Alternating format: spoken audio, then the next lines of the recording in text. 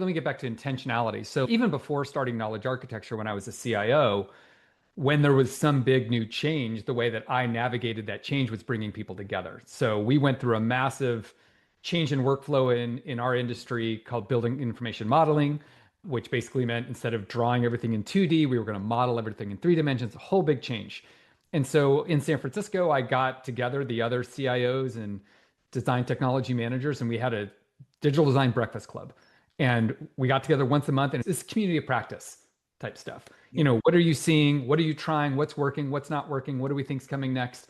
And that is an amazing way to learn when you're at the beginning of something new and nobody has all the answers, but people have pieces and parts of the answers. And so in community, you start to see a much bigger picture of like what's happening much faster, and you can all move faster. And so when I started knowledge architecture, there were two big things. One, I was trying to bring knowledge management to AEC because it hadn't really been done. And number two, we were in the middle of what I called the KM 2.0 wave, which was bringing the stuff that was happening on LinkedIn and Twitter and Facebook into the enterprise for knowledge sharing between offices and teams. So the way I knew how to do that was through community, was to say like, look, I know you're doing something with this, you're doing something with that. Let's get together and share what we know so that we all get smarter faster.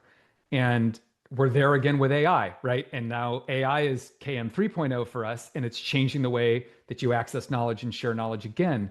And again, community is right at the heart of that. So like, I feel like it's a really killer app for navigating change as a community.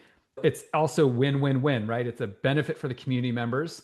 It's a benefit for knowledge architecture. The product gets better. So it's a very symbiotic way to do it. And it's also just for me, it's super fulfilling. Like I just really enjoy learning that way. And you get a lot of good raw inputs. And then as you start synthesizing and kind of crystallizing the ideas, you've got a built-in community for vetting and testing those ideas. As an idea moves from it seems like something's happening over here, all the way through a finished product, like community is important every step along that whole, whether it's a product journey or a thought leadership idea journey, it's useful on that whole workflow. So do you think you would have been less successful when you started knowledge architecture, you did the traditional software industry thing of, yeah, you have an annual user group meeting, but you don't really have a community. You're giving presentations once a year, and maybe some clients are giving presentations, but it's not an ongoing community that goes on even after the conference ends. Would you guys have been as successful had you not done, your form of community from the start? There's so many things in that I want to address. One, I think that whether you're talking about Gensler or whether you're talking about knowledge architecture, I think programs like this, whether it's thought leadership or community, are in the DNA of the founding team.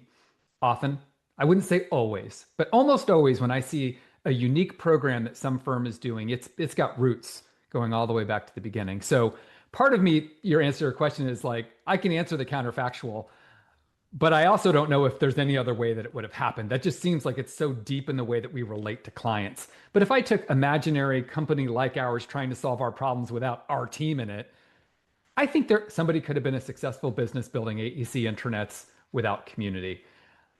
That said, we were trying to do really novel things. Our biggest competitor is SharePoint from Microsoft, which is essentially free.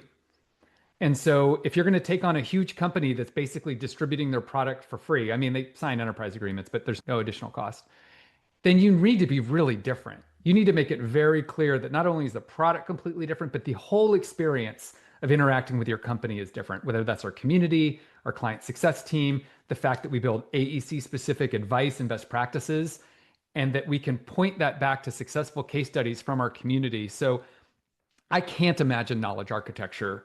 The community is at the heart of this whole thing. I could imagine that somebody else could build another company. But I would also say, like, our goal is not to build the biggest software company in the world. Otherwise, we'd be doing this very differently. We would have raised venture capital. We would have a whole different go-to-market strategy. We're trying to build an experience for clients who want to be, we use the term smarter by design, right? Who want to make the best use of their knowledge to empower people to trust and share. Like there's a an ideal client profile. There's some hallmarks, to borrow a phrase from you. There's some hallmarks of like those smarter design firms that we're looking for. And community fits really well with that. Who's his name? Michael something wrote a book from MIT, Michael Schrage, I think, called Who Do You Want Your Customers to Become? And the whole idea is like having this vision for who you want your customers to be and who you want them to become through working with you. And we have a really strong vision around that, which it just feels like community is essential to executing.